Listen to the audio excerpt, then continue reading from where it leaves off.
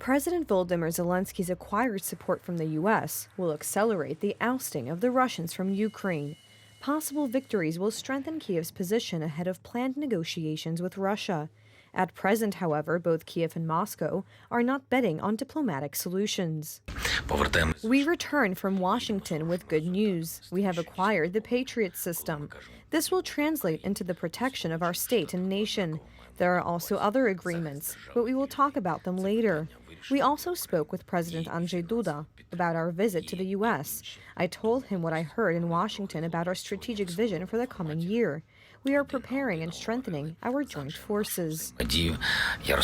The situation on the Donetsk front line has remained tense for months. The Russians' numerical superiority and constant shelling make it impossible for the Ukrainians to break through enemy lines.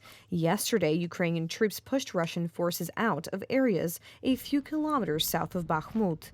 News of incoming military support from the U.S. is boosting the morale of soldiers fighting on the Kiev side. 3 children are waiting for me at home, 2 adults and 1 toddler. I came here voluntarily because I am protecting my country. Boys like those next to me think alike, and none of them will give up. We are grateful for the help. The more equipment we receive, the easier it will be for us to win. The tightening of Ukrainian-American relations is not positive for the Kremlin. Over the past 24 hours, the Russians have carried out 6 missile strikes and 6 airstrikes. Among the targets of the attacks was a school in Kramatorsk. I was on the balcony and heard the sound of a powerful explosion. Then there was a second impact. The school went up in flames and smoke was rising above it. The whole yard was full of smoke and debris. Power poles were also damaged, so the electricity was turned off.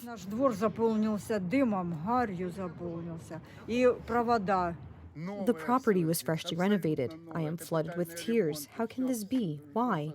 There is not a single soldier here, nothing related to the military. Yes, they were stationed here in the summer, but only for a week.